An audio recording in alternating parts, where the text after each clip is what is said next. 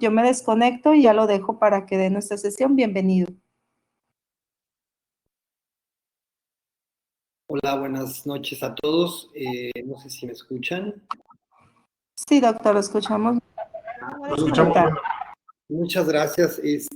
Quiero agradecer muchísimo la invitación, particularmente a usted, la doctora Yadira, a la doctora Mayra Montes, y desde luego, como ya usted comentó, aplaudir el hecho de que generemos la cultura, primero nosotros como médicos, del manejo multidisciplinario de nuestros pacientes, puesto que muchas veces eso no se hace, ¿no? Y finalmente los pacientes terminan no teniendo ni los resultados ni el grado de curación de sus padecimientos que nosotros quisiéramos.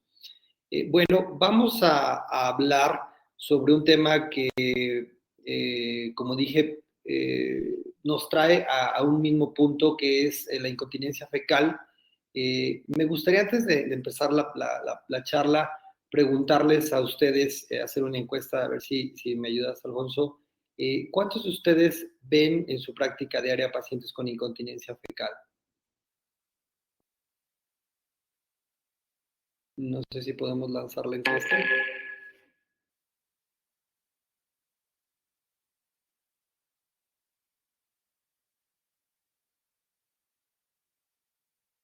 Repito la pregunta, ¿cuántos de ustedes ven en su práctica diaria pacientes con incontinencia fecal?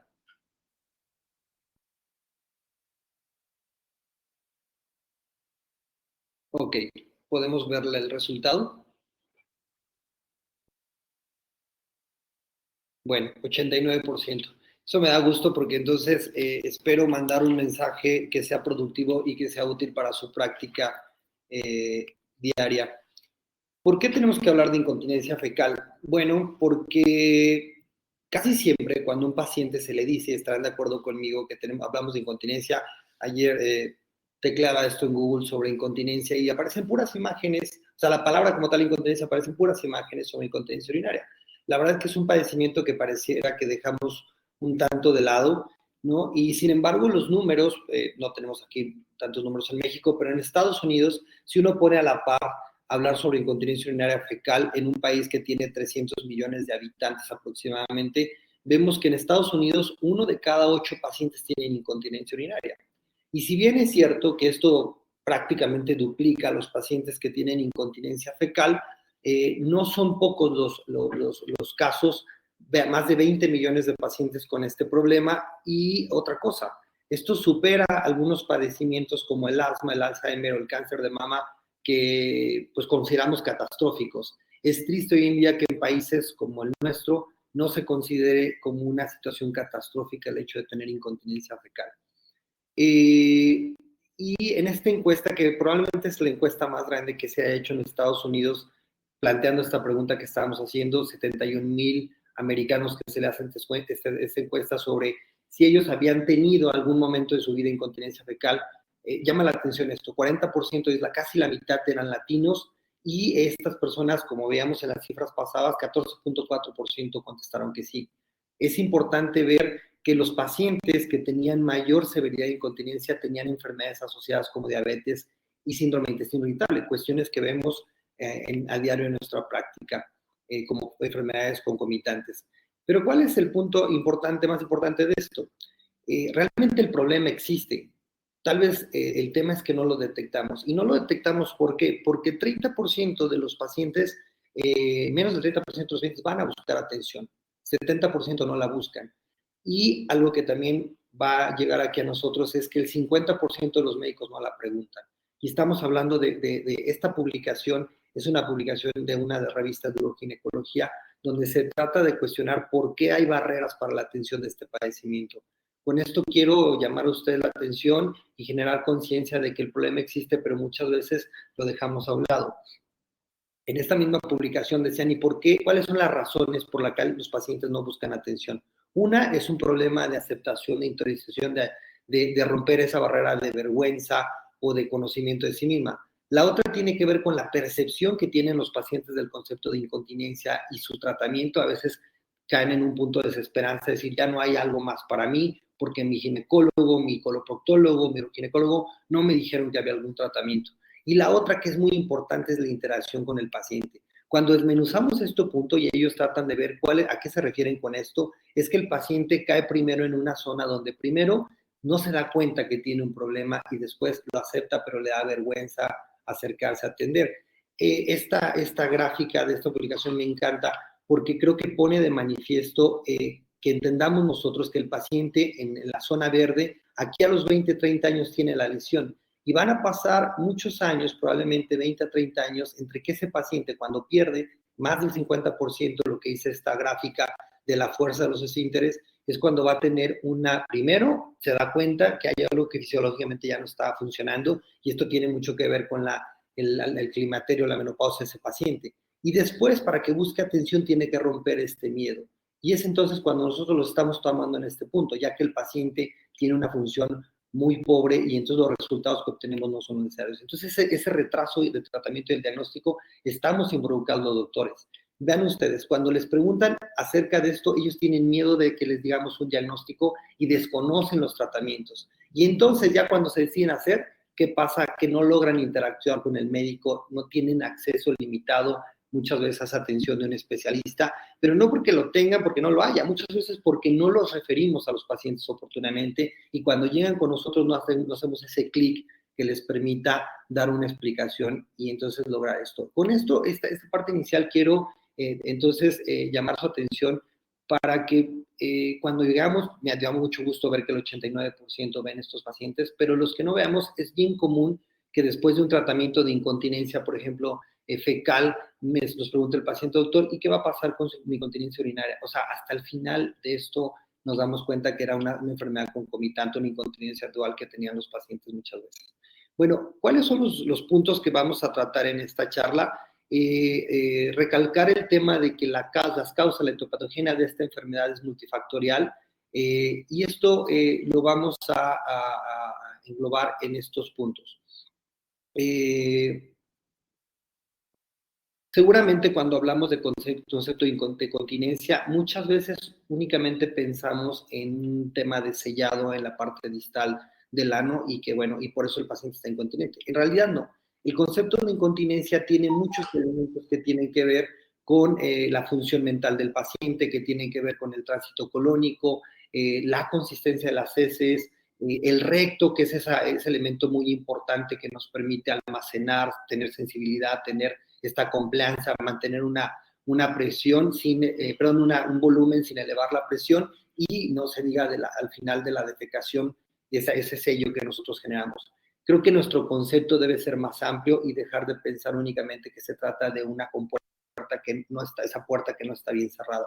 Tenemos que ampliarlo y decir que el contenido, la forma en la que se mueve el colon, yo lo pondría en 3 elementos. Ese es el primer elemento, la motilidad colónica y el contenido del colon.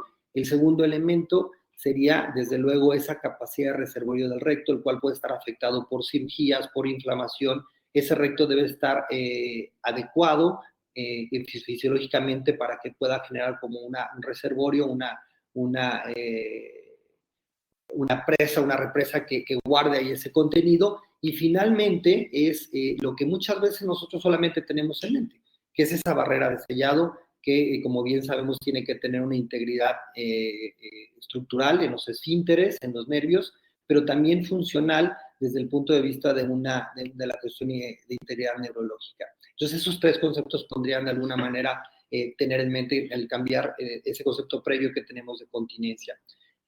¿Cuáles son los factores importantes? Es difícil que nosotros consideremos un paciente con incontinencia cuando tiene diarrea. Yo creo que todos alguna vez hemos tenido potencialmente incontinentes cuando de repente tenemos alguna alteración en la defecación. Tenemos que preguntar si hay un daño rectal y es justamente lo que platicaba previamente del concepto de que ese recto debería estar afectado por cirugías, por radiación o por alguna otra cosa que permita o que impida su funcionamiento adecuado.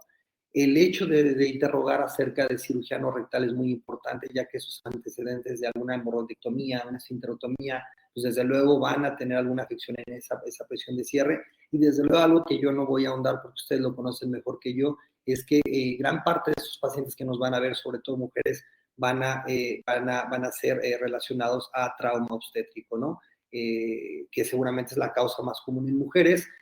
siempre interrogar sobre estos factores de riesgo que ya sabemos, uso de forceps, el segundo periodo de parto, el peso del niño, el perímetro cefálico, y desde luego pensar que esto pudo haber condicionado no solamente un daño en esfínteres, sino también a los nervios. Eso es muy importante que nosotros lo valoremos durante nuestra primera consulta.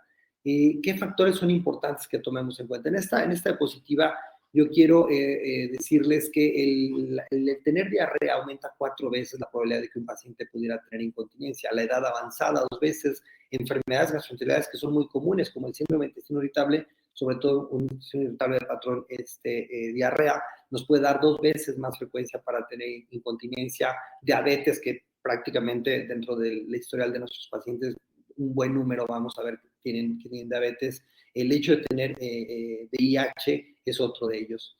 El segundo punto que quisiera mencionar es que la revisión es opcional, es una indicación. Y esto nos pasa frecuentemente cuando nosotros vemos a pacientes, lo que decía la doctora al inicio. Debemos de generar esa cultura de ver a los pacientes con una disfunción de piso pélvico de manera integral. Muchas veces pasa que nosotros los coloproctólogos, si bien es que sabemos que tuvo un parto y que tiene disfunción en el piso pélvico, no hacemos una exploración de manera intencionada en el compartimento anterior, vejiga, vagina. Y lo mismo pasa muchas veces cuando es del otro lado. No hacemos una exploración detallada de esa región anal, de la región perineal, de los reflejos anocutáneos, de hacer un tacto adecuadamente y pedirle al paciente que puje, pedirle que apriete, ver cómo se comporta el músculo puborectal. Esa parte, creo que no corrió el video, pero esa parte es muy, muy importante. ¿Qué vamos a buscar de manera intencional? Pues ver si no hay alguna cicatriz relacionada con una episiotomía, ver si no hay alguna cicatriz relacionada con una cirugía anorrectal, esta fuerza que puede generar el esfínter, el músculo puborectal al momento de apretar el esfínter anal externo. Todos estos detalles son muy, muy importantes que nosotros los documentemos y que los valoremos y que de ahí generemos la necesidad de que nuestro paciente tenga que ir a una revisión con un especialista. Hay muchas escalas de severidad para la incontinencia. La realidad es que muchas de ellas tienen más un contexto de investigación que un contexto como tal de utilidad clínica, ya que muchas veces no van a reflejar lo que nosotros queremos investigar. Y nosotros vemos, por ejemplo, la escala de Jorge Wexner, que es la más usada, pues claro, desde luego que tenemos que tener una medida objetiva y un idioma tanto para cualquiera que pueda valorar a este paciente. Esta escala es la más usada, lo sabemos, pero creo que con la práctica nos damos cuenta que uno de los elementos más importantes, más allá de que si el sólido, el líquido, que estas fugas, que a veces es difícil que nuestro paciente nos lo precise, algo muy importante y sencillo de preguntar es qué tanto afecta la calidad de vida, qué tanto esta incontinencia les termina de limitar sus actividades diarias, y eso es algo como que a mí me parecería como algo más objetivo que tendríamos nosotros que tomar en cuenta al momento de la determinación de la severidad de la incontinencia del paciente. Hoy en día, como comentaba, no hay un consenso ni concordancia en todas las escalas, a veces no reflejan la severidad. Lo vemos ahora con los pacientes, por ejemplo, en normalación sacra. Vemos que el paciente está en general muy bien, pero le preguntamos, oiga, ¿uso de protector? Sí, lo uso diario. Lo uso diario, ¿por qué? Porque tengo miedo que vaya a tener un accidente. Y la realidad, pues, es que lo usa diario y eso hay que darle un puntaje. Entonces, ahí es cuando pierden objetividad las escalas. Insisto, creo que el factor más importante que debemos tomar en cuenta es esta incontinencia que tanto afecta a la calidad de vida. Y eso no solamente es en tema de la severidad, sino aparte eso nos va a dar idea de la profundidad del daño y planear de manera oportuna un tratamiento y lo que platicamos al inicio, generar una expectativa para este paciente. Pocas veces utilizamos un diario defecatorio. El diario defecatorio es una herramienta muy útil que nos va a permitir tener como más precisión. Es más fácil que al paciente le enseñemos una gráfica de cómo son sus evacuaciones y que con estos otros rubros, podamos valorar lo que yo les comentaba, esa afección a la calidad de vida que puede tener ese paciente. Otro de los puntos importantes es que siempre debemos iniciar con un manejo conservador. Hay unas guías que marcan que no podemos ir hacia otra vamos a decirlo, otro escalón de tratamiento hasta que no tengamos una mala respuesta al manejo conservador. Y muchas veces eso o lo desconocemos o finalmente vamos directamente a hacer estudios. Se considera que hasta el 80% de los pacientes van a mejorar con estas terapias conservadoras, que muchos de nosotros ya las conocemos. Quisiera mencionar rápidamente en qué consisten. Empieza desde la modificación de dieta, del estilo de vida, la farmacoterapia, que tenemos muchísimos medicamentos que podemos dar a nuestros pacientes, y luego, desde luego, los ejercicios de Kegel, que creo que son mucho más conocidos por la cuestión uroginecológica. Estos tal vez son una de las recomendaciones de alimentos que deberían de evitar nuestros pacientes. Estos alimentos van a generar irritación a nivel rectal, van a aumentar la motilidad colónica, van a generar distensión, van a generar gases, y muchos de ellos, sobre todo, por ejemplo, el alcohol, van a tener una alteración en la función del sellado del esfínter anal. Entonces son medicamentos que deberíamos de evitar. Creo que nuestra primera escalón podría ser el uso de Plántago, que de manera paradójica lo utilizamos para estreñimiento, pero también para incontinencia, con una reducción asociada a una reducción en el consumo de agua. Y esto va a ayudar a disminuir los episodios y la reducción de episodios y de evacuaciones del paciente, ya que es un formador de heces fecales. Entonces, esa podría ser nuestra primera alternativa. Desde luego que tenemos el uso de antidiarreicos, que van a tener diferentes efectos o propiedades, como reducir la urgencia, incrementar el tiempo de tránsito colónico, en algunos casos, como la loperamida, aumentar la presión de reposo del esfínter anal. Otro de ellos es la colestiramina, que sabemos que es un quelante de sales biliares, y sobre todo en aquellos pacientes que tengan alguna diarrea de tipo malabsortivo, podría ser una primera herramienta de gran utilidad. El uso de amitriptilina, ya que vemos que la amitriptilina disminuye la motilidad colónica, podría ser otra alternativa. La fenilefrina, se ha visto también que tiene algún beneficio en aumentar el tono de reposo del esfínter. El valproato de sodio, que a lo mejor ya son medicamentos que no utilizamos de manera general, pero sí quise comentarlos para tenerlos en mente.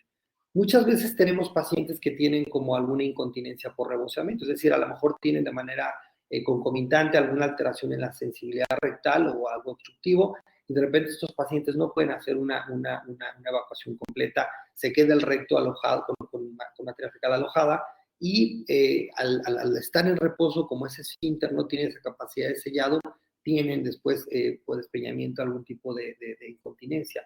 De manera, en un manejo médico podemos ayudarlos con algún tipo de laxante, con algún enema que pueda vaciar eso y que disminuya los episodios, mientras tratamos de resolver la causa subyacente o la causa subyacente. Bueno, no me detengo en los ejercicios, los conocen mejor que yo, pero son algo que muy importante que se los expliquemos, que se lleven una guía escrita y no solamente les hagamos mención de que tienen que apretar y relajar la colita varias veces. Esto nosotros sabemos que tiene un impacto mayor, no solamente en la función digestiva. ¿Cuándo tenemos que dar un paso más e ir a una evaluación más avanzada? Creo que cuando nosotros veamos que este paciente de inicio tiene una incontinencia con gran severidad, no es que nos saltemos el tratamiento conservador, pero ese paciente sé que muy probablemente no va a responder a estas medidas, y entonces tengo que ir pensando en una evaluación temprana antes de que ese paciente se desespere y entonces diga, bueno, ya vi 5 veces al doctor, ya vi 5 consultas y no logré tener ninguna mejoría. Entonces, en ese paciente hay que pensar de manera proactiva en ir a hacer un abordaje temprano a pacientes que de repente los síntomas no correspondan con los hallazgos que nosotros vemos en la exploración. Debemos de pensar en alguna otra cuestión, como una cuestión del sistema nervioso central o alguna malignidad. En ellos a lo mejor valdría la pena hacer una colonoscopía, por ejemplo, de manera temprana, y siempre siendo muy juiciosos en esta evaluación avanzada sobre el costo-beneficio. Y algo que pasa en nuestro medio es que muchos de estos estudios tienen poca accesibilidad. Entonces, siempre tener en cuenta que si voy a mandar un estudio es porque me va a aportar algo y va a cambiar mi conducta, si no, no voy a hacer que gaste el paciente en algo de manera innecesaria. Vuelvo a mencionar aquí en este punto, es importante incluir a un grupo. Es difícil, aquí en México no haya un solo centro que a lo mejor tenga todas estas herramientas y que seamos como los más expertos en cada una de estas. Creo que ahí es donde debemos referir al paciente oportunamente con la persona que haga el mejor estudio, con el mejor alcance diagnóstico, y no hacer de repente, gastar a un paciente un estudio que de repente no nos va a generar o nos va a aportar la información que nosotros queremos. De manera más clara, la evaluación de avanzada se tiene que hacer cuando se sospecha una lesión de esfínter. Creo que si bien es cierto el tacto rectal nos va a dar una gran idea a la exploración, creo que ya pasamos esa etapa, creo que ya estamos en una nueva era de la medicina y claro que el ultrasonido endoanal nos puede dar una visión más clara del defecto de manera concreta que vemos en este paciente, sobre todo si pensamos en aquel paciente que estemos pensando que vamos a llevar a una biorretroalimentación, también podría ser desde luego indispensable que ese paciente tenga una manometría no rectal para clasificar. No es lo mismo que con mi dedo yo me dé cuenta que tiene disinergia refractaria. Más allá de eso, debo de saber qué tipo de disinergia, porque esto va a ser predictivo de la respuesta que va a tener mi paciente. Como ya comentábamos, cuando tengo una exploración que es desproporcionado a los hallazgos que yo veo o la historia del paciente con los hallazgos, en ese paciente debemos buscar o tener más piezas de este rompecabezas que nos permita tener una idea más clara del panorama. En aquellos pacientes, por ejemplo, nosotros veo que hay varios coloproctólogos que vamos a llevar con plan de una anastomosis y tenemos un antecedente de una cirugía no rectal, colorectal, donde vamos a hacer una anastomosis. Ese paciente es una de las indicaciones de la gente de neurofisiología para hacer una manometría no rectal y ver que al momento de que yo conecte a este paciente, cuál va a ser la función residual que tiene y cuál va a ser el pronóstico que este paciente va a tener. A manera personal, creo, desde luego, que cuando hablamos de incontinencia fecal, si hay un estudio indispensable, es el ultrasonido endoanal. El ultrasonido endoanal es un estudio que me va a aportar mucha información respecto a cómo está integrado ese esfínter, qué tamaño tiene ese efecto. Hoy las guías hablan de ciertas medidas, ciertos grados sobre los cuales voy a definir si el paciente va a una esfinteroplastia o no. En este caso vemos un ultrasonido con un defecto lateral que compromete el esfínter anal interno y externo. Este paciente, desde luego, que tiene una lesión lateral y probablemente no sea el mejor candidato con este tamaño de esfínter para una esfinteroplastia. Entonces, creo que el ultrasonido endoanal, sobre todo cuando hoy día la esfinteroplastia pues tiene su lugar en nuestro armamentario, es una herramienta indispensable. Creo que esta práctica del dedo, creo que mi dedo me va a decir cuánto mide, aun cuando somos muy expertos, creo que el dedo no nos va a dar toda la información que queremos. Claro que nos orienta mucho, pero no es suficiente. En este caso, veamos, hay una lesión, el esfínter interno, aquí lo vemos centro, aquí lo vemos perdido. Entonces, es una herramienta que les comentaba, y más un ultrasonido tridimensional que nos puede ayudar muchísimo. ¿Y qué decir de este caso? Por ejemplo, este paciente que pusimos algún tipo de inyectable como un tratamiento, pues desde luego que debo de tener este ultrasonido para saber dónde y a qué profundidad voy a colocar estos inyectables. Hoy tenemos, como les comentaba, la fortuna de tener ultrasonido tridimensional y bueno, es como les comentaba, no solamente es diagnóstico, sino nos puede predecir el resultado de algún tratamiento que nosotros vayamos a ofrecer al paciente. La manometría rectal creo que es un estudio que debemos de ser juiciosos en su uso. Hoy tenemos dos tipos de manometrías, manometría de alta resolución y alta definición, que nos permiten valorar de manera indirecta la longitud, la funcionalidad del esfínter anal interno, pero también nos permite saber cómo está ese mecanismo defecatorio y particularmente es muy útil en pacientes que a lo mejor queremos saber si de manera concomitante tienen alguna disinergia, por ejemplo, ¿no? Creo que hablando de incontinencia fecal, nos habla mucho la manometría de la función neurológica, de la sensibilidad, de la capacidad de ser recto, y nos va a predecir, dependiendo del tipo de disinergia que tiene el paciente, el resultado de la biofeedback, y comentábamos en el caso de que vamos a hacer una anastomosis, bueno, también nos puede ayudar. Es creo que un estudio que podría valorar de manera integral el piso pélvico, sobre todo cuando pensamos que el paciente no tenga como tal nada más incontinencia fecal, sino tenga alguna otra patología sobrepuesta. Hoy tenemos, como comentaba, la manometría de alta definición, que esta nos va a permitir no solamente tener una idea, sino nos hace una reconstrucción, como ustedes ven aquí, del canal anal, y obviamente se ha visto que esto tiene una concordancia muy alta con un ultrasonido. Hablar sobre una electromiografía, una latencia de nodos pudentos, pues hay mucho escrito sobre esto y hoy día no son estudios que se utilicen de manera rutinaria. Creo que, a salvo que en algún caso nos pudieran ayudar a valorar una función residual para algún estudio, una cirugía de esfintroplastia, probablemente sea el único uso que tengo. Y aquí dejo algo que sale un poco de las guías. Nosotros sabemos que existe la neurulación sacra y sabemos que hay una fase de prueba donde colocamos este electrodo y lo dejamos no como un tratamiento, lo dejamos como una fase de prueba que es el único factor predictivo que nos va a decir si esta terapia funciona. Probablemente deberíamos de tener en mente que este es un tipo de prueba, y eso se lo deberíamos decir al paciente, es un tipo de prueba para saber si este paciente va a ser candidato a esta terapia. Por último, recordar que la primera consulta es lo más importante. ¿Y esto es por qué? Porque voy a decirle al paciente, lo voy a referir adecuadamente. Y recuerden, de acuerdo a la teoría integral, estos padecimientos están de manera concomitante o lo van a estar eventualmente. Entonces es muy importante que tengamos en mente que el abordaje debe ser conjunto, urólogo, ginecólogo, coloproctólogo, y también tener en mente otras especialidades, incluso un nutriólogo, el rehabilitador, desde un inicio para un tratamiento adecuado.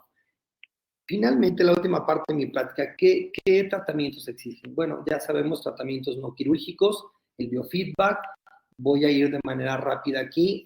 Sabemos que esta terapia tiene, el biofeedback se divide en biofeedback para terapia de esfuerzo y finalmente lo que nos ayuda es a identificar a estos pacientes que van a ser justamente la manotrial, a quién van a ser beneficiados con esta terapia, van a ayudarnos a mejorar la sensibilidad rectal, va a ayudarnos a mejorar la fuerza de los esfínteres, a recuperar esa coordinación, y esto va a depender desde luego del tipo de patología. Normalmente entre 4 o 6 sesiones pueden ser bastante útiles para un paciente, y esta es la tasa. En esta publicación, que tal vez es uno de los estudios más grandes relacionados a la incontinencia fecal, su tasa de éxito va del 60-80%. Aquí el tema es que muchas veces puede haber alguna variación en los protocolos que nosotros intentemos. Entonces, por eso esa variación en los resultados.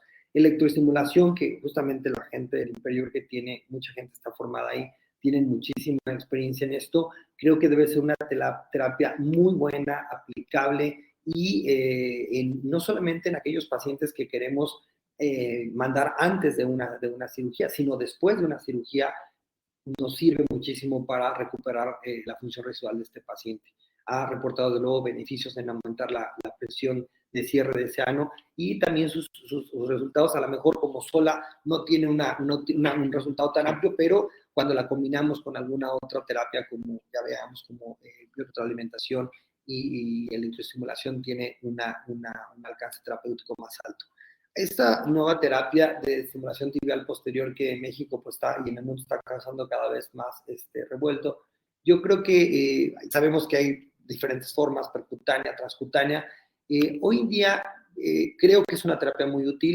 Tiene a lo mejor la debilidad comparada con otras terapias, que son terapias que no son crónicas. El paciente le tiene que aplicar varias sesiones, tiene cierta mejoría y se va perdiendo, y entonces el paciente tiene que volver. Tiene la ventaja de esto, de que puede ser en casa, y hoy no podría responder cuál es su tasa de éxito, porque los reportes son muy variados respecto a los resultados.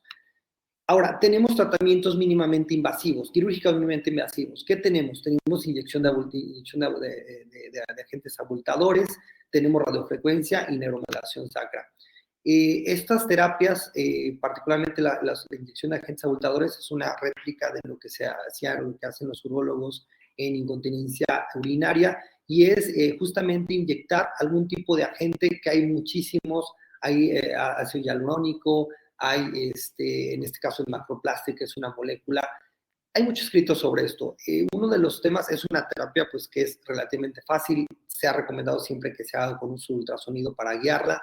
Es sencilla colocarla, no es tan barata, pero hay mucho escrito perdón, sobre que de alguna manera puede haber algunas complicaciones por migración de estos. Los elementos que se utilizan son muchos, incluso hoy día hasta se habla de tejido adiposo.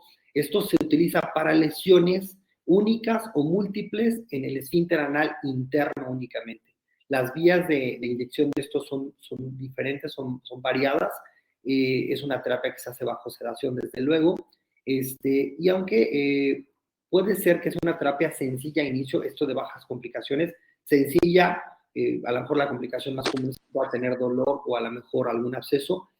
A la larga se ha visto que la eficacia no es la que uno quisiera y las complicaciones por migración pues, creo que están todavía por verse. Esa es la tasa de éxito en general que se habla sobre estos agentes.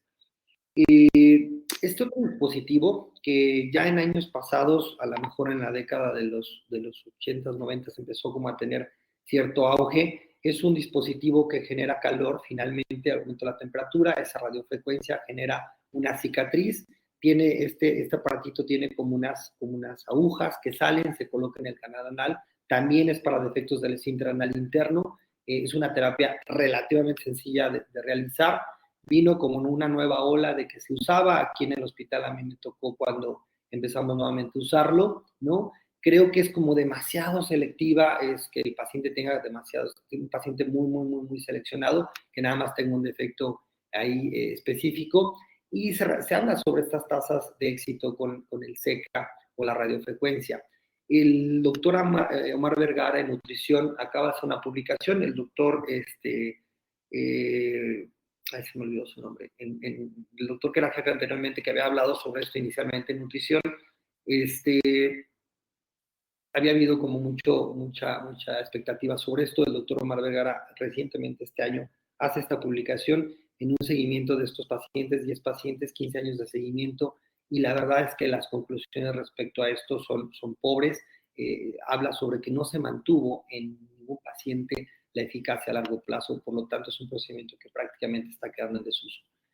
Y finalmente en estas terapias mínimamente invasivas está la neuromodulación sacra, que tal vez hoy día es la terapia que tiene mejores resultados, es una terapia sencilla en términos técnicos, sin embargo, pues tiene un tema y es el costo que puede llegar a tener.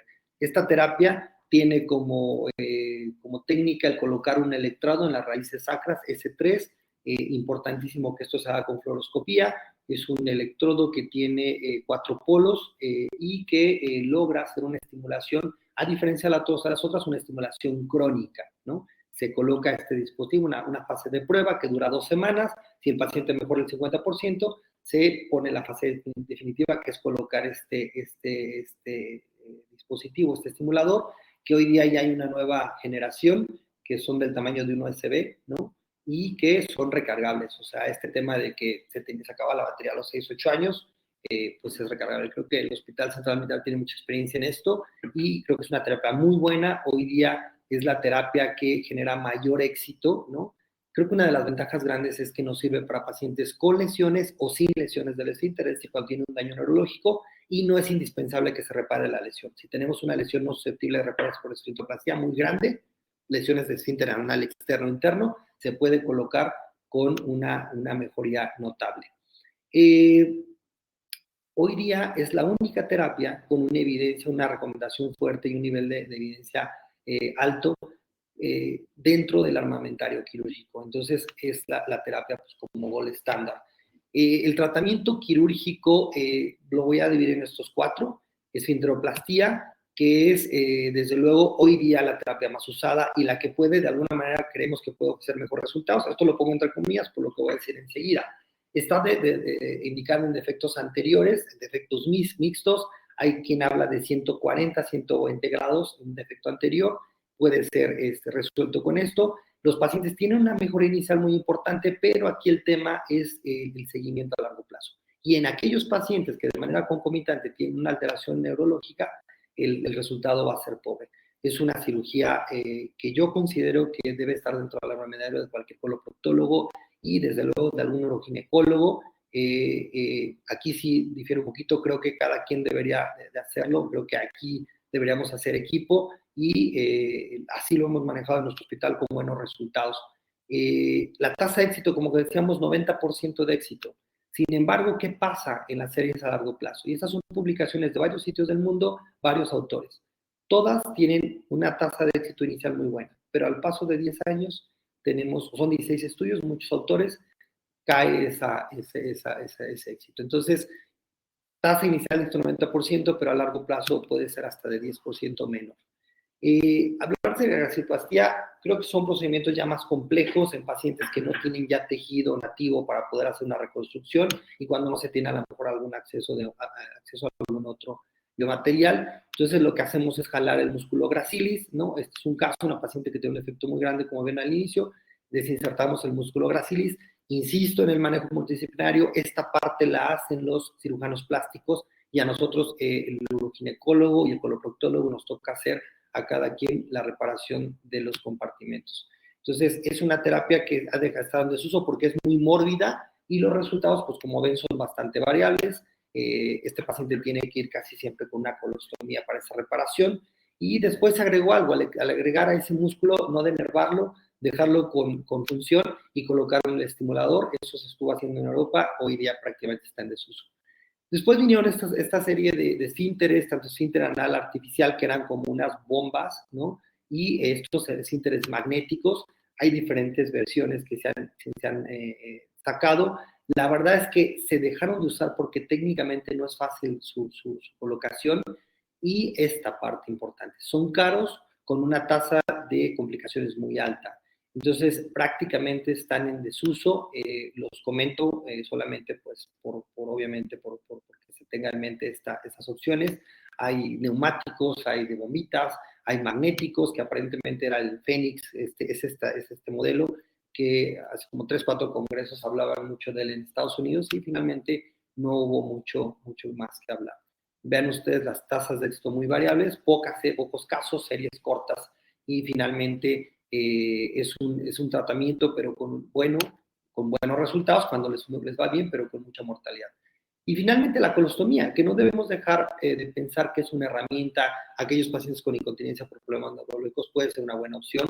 No siempre es una mala opción. Tenemos que tener simplemente que más vale un paciente que tenga una incontinencia en un estoma a que tenga una incontinencia perineal y que esté manchado y se afecte su calidad de vida.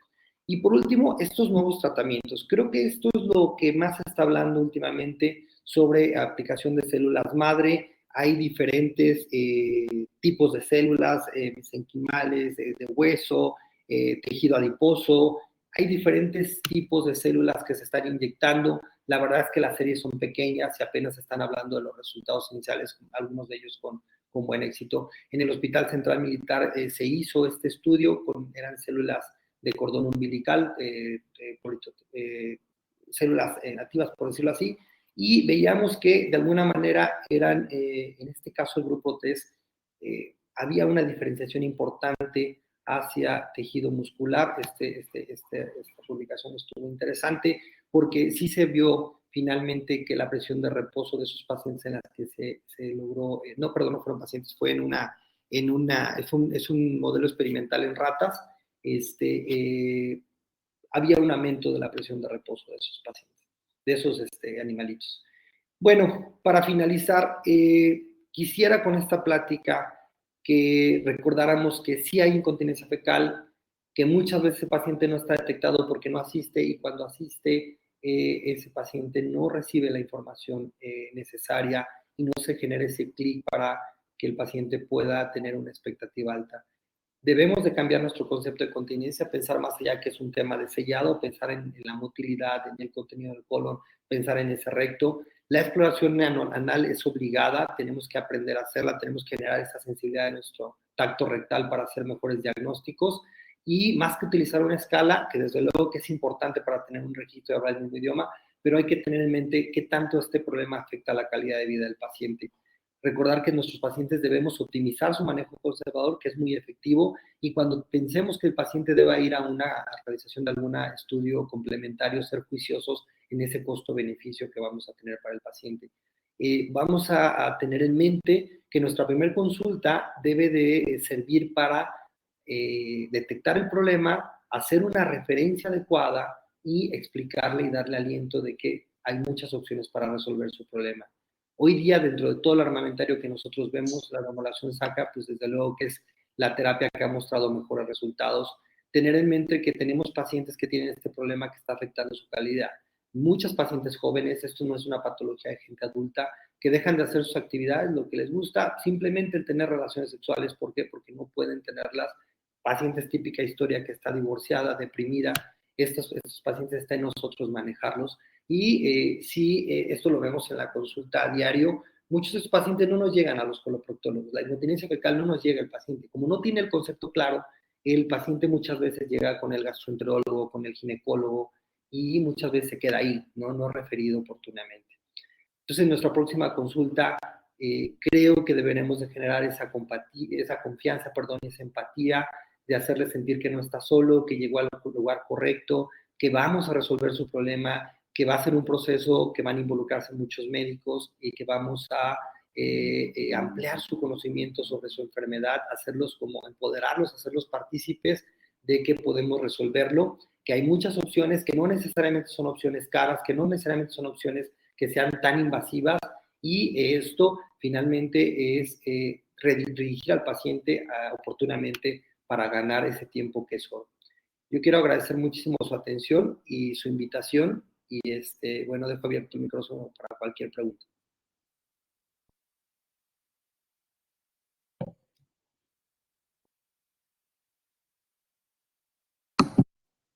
Muchas gracias, doctor. ¿Alguien quiere preguntarle algo al doctor? Pueden escribir en el chat público o activar sus micrófonos.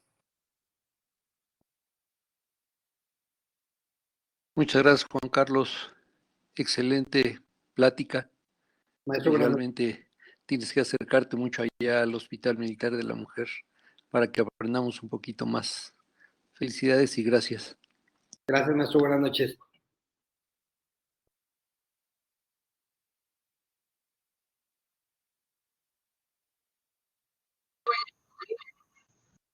Pues nada, soy el doctor Eduardo Navarro, felicitando al doctor Juan Carlos Sánchez por su excelente ponencia y quería preguntarle cómo ve el futuro de las células madre y cuál tipo de célula. Había escuchado que se está usando, un tipo de célula que se está usando es los mioblastos de una biopsia del cuádriceps, que es pues muy fácil de obtener. No sé qué opinión tiene el doctor Juan Carlos sobre esto. Hola, Lalo, buenas noches. Yo creo, muchas gracias por la invitación, Ale, por la felicitación. No tengo mucho conocimiento sobre el tema. La única incursión que ha hecho el Hospital Militar es el estudio que mostré, y fue una tesis de una residente de cirugía, donde participó gente, gastroenterólogos del servicio de colon y la parte de investigación de la Escuela Médico Militar. La verdad que a mí se me hizo un excelente trabajo, creo que tiene un premio nacional. No tengo mucha experiencia sobre eso, he escuchado y he leído bastante sobre esta cuestión. Creo que por ahí va el camino. Aquí, como tú comentabas, el tema son dos cosas. Esto, como tú hablabas, los mioblastos podría ser una buena alternativa.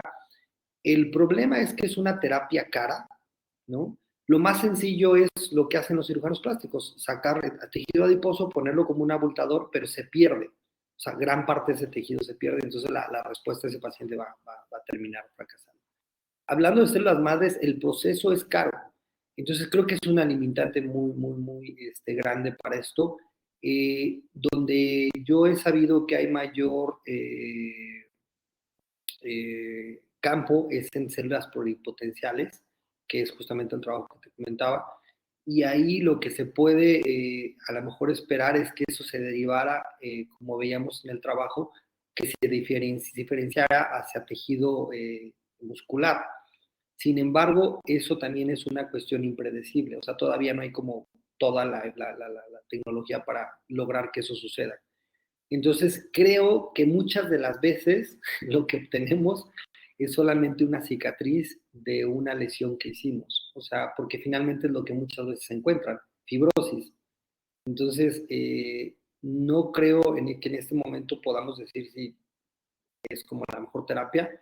Creo que hay mucho por explorar y pues saber, ¿no? Creo que por ahí también puede ser un buen campo.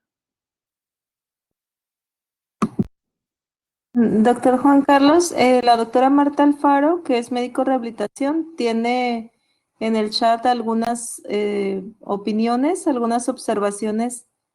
No sé si usted alcanza a leer el chat público por si quisiera leerlo o si quieres se lo leo. Sí, dice, buenas noches, doctora Marta, médico de rehabilitación y electrofisióloga. Me permito hacer las siguientes sugerencias sobre los estudios de electromiografía anal. Solicitar a los pacientes con lo siguiente: antecedentes o síntomas: artritis reumatoide con probable neuropatía del nervio pudendo, posoperados de columna, diabetes mellitus probablemente complicada con neuropatía, pacientes con alteraciones sensitivas y motoras en miembros pélvicos, y con el objeto de descartar patología de origen neurógena sumada a patología muscular. Sí, yo creo que estoy muy de acuerdo. Creo que en estos, todo lo que tenga que ver con el estudio de esta barrera neuromuscular, podría ser una buena opción. Ahora, mi pregunta, yo tengo mi reserva de esto, en el Hospital Central la tenemos, y les voy a decir mi experiencia sobre esto. Y es una experiencia muy personal, que sé que es limitada en el sentido de una conclusión, pero les voy a contar. O sea, muchas veces el paciente regresa como con un mal sabor de boca de una electromiografía, porque es un estudio doloroso. Es un estudio doloroso y no es tan accesible. No en todos los lugares es una buena electromiografía, ese es otro punto.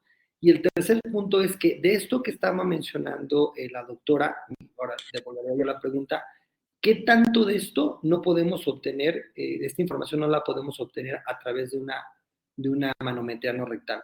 Creo que la manometría no rectal termina de alguna manera dando la misma información. No digo supliendo, pero sí dando mucha de la información que nos da una electromiografía. Es por eso que poco a poco termina en desuso. Y eso sí, hablando de evidencia, las guías actuales, hay unas guías mexicanas que el doctor Remestroche con la doctora Amieva, de Veracruz, ellos han escrito mucho sobre esto, y ellos puntualizan mucho sobre el consenso de en qué pacientes, y que a lo mejor hoy la utilidad está hasta cierto punto limitada, ¿no?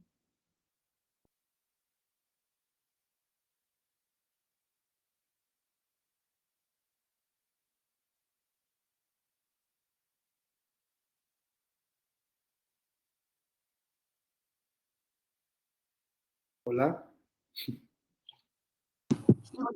El licenciado Carlos Pérez tiene otra opinión. No sé si alcanza a leerlo. A ver, está. ¿Qué, perdón? ¿Carlos Pérez? Sí, doctor. En mi práctica profesional he atendido pacientes con incontinencia fecal utilizando la me imagino que es tibial posterior vía percutánea, con 12 sesiones semanales y posteriormente 2 sesiones quincenales, obteniendo resultados. Claro, desde luego, o sea, yo creo muchísimo en que hoy en día, donde la neuroestimulación crónica como la neuromodulación sacra no es tan accesible, creo que una buena alternativa es el tibial posterior. El único detalle que tiene es que no es una terapia crónica, ¿no? O sea, como bien dice el doctor, ese protocolo que hace me parece excelente, y los resultados van a ser muy buenos en muchos pacientes, pero aquí el tema es que ese paciente finalmente va a perder efecto eventualmente y deberá nuevamente a someterse. Ahora, hay mucha variación en el dispositivo, el voltaje y todas estas cuestiones. No hay un protocolo, y esa es una de las limitantes para sacar hoy en día un resultado con evidencia suficiente respecto a la neuromodulación tibial posterior. Dice otra persona, por favor comente su técnica de centroplastia, abordaje de decisión y material de sutura, por favor, muchas gracias. Ok, desde luego platicábamos que la centroplastía es en defectos anteriores, la incisión es una incisión oblicua, lo más alejado que se pueda obviamente de la zona del esfínter a nivel del perineal, pero alejado porque muchas veces esas cicatrices terminan contaminándose. Nosotros obviamente hacemos una centroplastia por traslape, ¿no? No reseco para nada la cicatriz que quede, la fibrosis. Esa fibrosis de alguna manera nos ayuda a que quede de alguna manera más fuerte la reparación, y utilizo Vicryl 2 ceros para esto. En muchos de los casos, si la disección fue amplia, puedo dejar algún tipo de drenaje, un Penrose, una cuestión así. El cierre es muy importante, tiene que dejarse, es un cierre como en estrella, con una incisión, una apertura en la parte central, y ahí es donde a veces ponemos un Penrose o algún drenajito. Para mí, más allá del aspecto de la técnica, que es muy importante, para mí es muy importante que ese paciente vaya con un rehabilitador tempranamente a una rehabilitación. O sea, creo que en eso, en mi opinión, en eso también se sustenta mucho del éxito de esta cirugía. Quiero comentar que me ha tocado ver ahí en la Clínica de la Mujer en nuestro hospital algunos cursos sobre esfinteroplastía. Creo que hay un escenario, estamos hablando a veces de escenarios muy, muy diferentes. Aquella paciente que tuvo un trauma obstétrico, una lesión esfintérica en el momento del parto, y que afortunadamente es referida oportunamente a una reparación temprana. Eso es una versus el paciente que nos lleva normalmente a los coloproctólogos. Es un paciente que tuvo la lesión a los 20, 30 años y ahora ya tiene 60, 70 años y viene con incontinencia.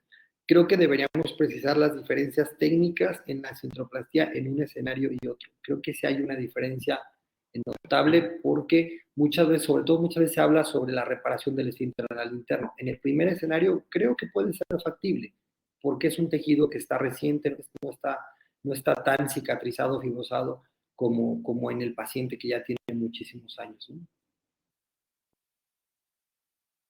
Dice René, ¿cómo identifica en el transoperatorio los bordes del esfínter, ya que muchas veces es difícil identificar? Aquí es justamente, René, la relevancia del ultrasonido endonal preoperatorio. El ultrasonido endonal es el que me marca a mí la pauta de saber si yo voy a poder hacer una reparación factible, ¿no? O sea, si tengo un defecto de 180 grados, en mi parecer y en mi práctica, ese paciente no debe ir a una esfinteroplastía. Ahí es el mejor paciente para un neuromodulador sacro, porque no necesito reparar ese esfínter de manera indispensable para que yo tenga una buena respuesta con un neuromodulador sacro. Ahora, la mejor manera de identificarlo es previamente, o sea, no lo hago transoperatorio, yo hago el ultrasonido y me doy una idea muy, muy, muy, muy confiable de dónde voy a buscar los cabos. Ahora, ¿cómo identifico los bordes? Lo que hago personalmente, hay quien hace electroestimulación en el mismo momento, en el sitio pone algún estimulador. Yo lo que hago es con un cauterio punta fina, voy haciendo como, voy generando corriente, y donde veo, donde se contrae el músculo, para mí esa es como la referencia. Insisto, tiene relevancia, sí, claro, para identificar los cabos, pero muchas veces el tejido que está en medio, el tejido fibroso, no lo quito, no lo reseco, lo utilizo para hacer la misma plastía.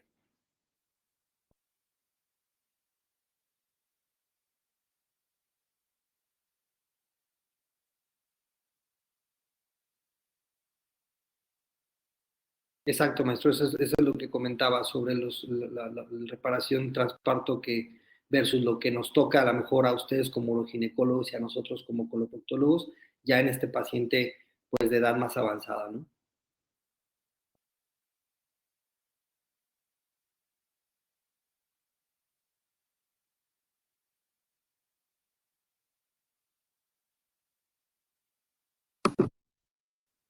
No sé si alguien más tenga preguntas. Creo que, doctor, pues no nos queda más que agradecerle su excelente ponencia y pues seguir el camino de lo multidisciplinario. Eso es lo que como uroginecólogos siempre estamos de acuerdo. No sé si alguien más quiera dar otra opinión, sino para dar por terminada la charla. Creo que está escribiendo el doctor Neri y está alguien más está escribiendo. A ver, vamos a esperar. Ah, bueno, ya. Sí, Ya nada yo más. quería comentar a todos, y una vez vi un artículo donde mencionaban que en una lesión de esfínter anal obstétrica, por parto, que era mejor no repararlo en ese momento y dejar la reparación para posterior, ya que el edema y la inflamación bajaran. No sé qué opinan de eso, qué opina el doctor Juan Carlos. Sí, totalmente de acuerdo, Lalo. Yo creo que en el momento, si esa reparación no se hizo en el momento del parto, o sea, si no se identificó y no se hizo de la manera correcta, o muchas veces pasa, también es un escenario que de repente con la gente a veces nos ha tocado, con la gente de gineco del militar, nos ha tocado entrar de manera conjunta. Por cierto, hemos hecho muy buen equipo ahí con la gente que está tanto de Eurogineco, con la fortuna que tenemos que roten con nosotros los residentes del IMPER, que la verdad que los aprovechamos y los exprimimos al máximo. Volviendo al punto,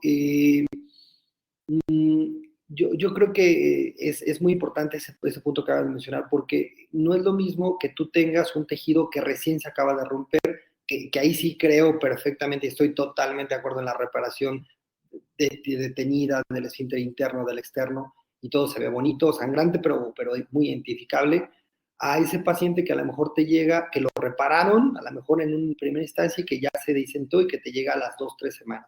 Ese paciente creo que debes de darle por lo menos un lapso de 6, 8 semanas para que ese tejido se desinflame. El paciente tiene que estar haciéndose limpiezas, manteniendo esa zona aseada, y entonces sí poder lograr hacer una mejor reparación.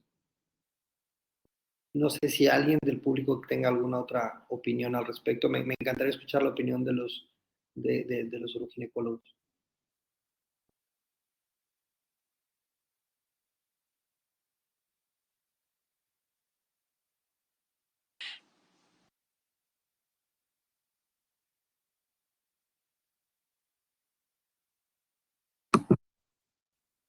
Doctor, en el momento quirúrgico, como lo dice el doctor Neri, que nos toca atender pacientes después de mucho tiempo, para identificar el esfínter anal interno es muy difícil. ¿Se ha apoyado con algún detector de electromiografía o, bueno, ya escuché que ya no son candidatos, que es difícil reinsertarlo, ¿verdad?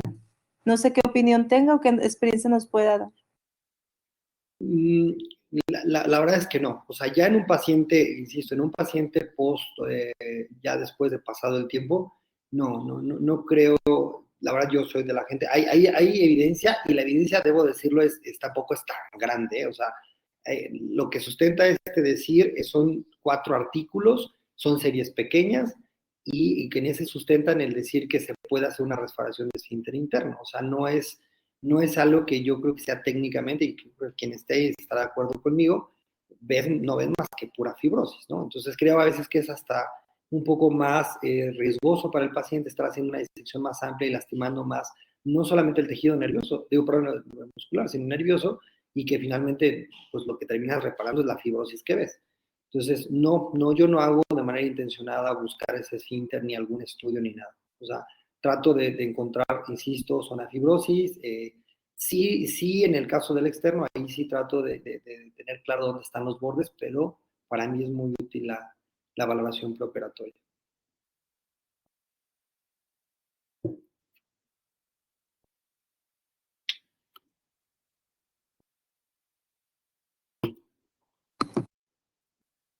Bueno, doctor, pues los seguimos invitando. Esta es su plataforma. Próximos meses, pues es un placer tenerlo con nosotros. Muchas gracias por todos sus comentarios y no nos queda más que agradecerles. Ya creo que yo aquí en Obregón todavía es temprano, pero ya con ustedes ya es un poquito tarde. Estamos 1 hora de diferencia. Parece que está escribiendo el doctor Fernando González, que es uroginecólogo de Monterrey. A ver, esperamos un poquito si va a escribir algo.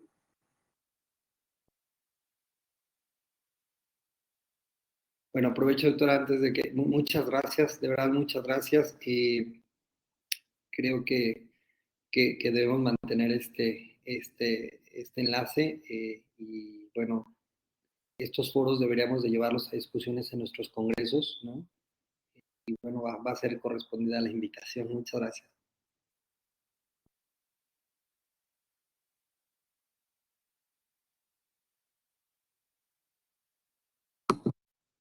Bueno, pues entonces los esperamos a todos pues en nuestro Congreso Nacional que ya se acerca Y el doctor Martínez Chapa quiere comentar algo. Doctor, ¿puede? Sí, ¿sí me escuchan? Sí, doctor, lo escuchamos. En la reconstrucción tardía, lo que nos enseñaron y bueno, los centros mayores en Estados Unidos así lo hacen, para identificar el esfínter utilizan durante la disección la estimulación, la electroestimulación, para checar exactamente dónde está el esfínter de un lado y del otro durante la disección. Eso es muy importante y difícilmente se nos puede perder el esfínter. Entonces es algo que siempre lo practicamos al momento de hacer la reconstrucción tardía. ¿Qué dispositivo utiliza, doctor? Un bipolar. Ok. Es a lo que me refería. O sea, Sí. es que hay gente que de repente utiliza algún otro tipo de electroestimulación, pero sí, estoy totalmente de acuerdo, es lo que nosotros hacemos. Sí, ok. Gracias, doctor.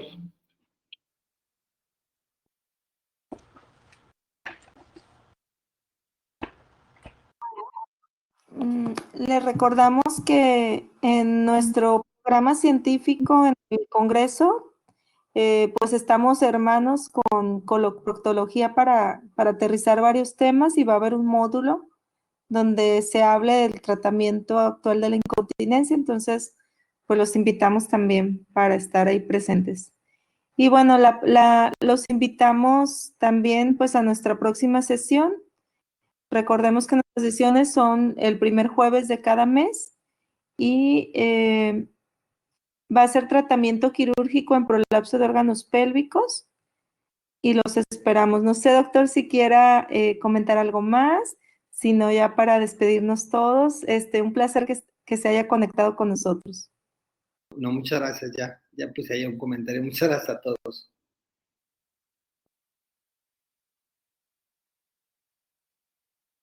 Muchas gracias, Juan Carlos. Bye, Mayra. Bye.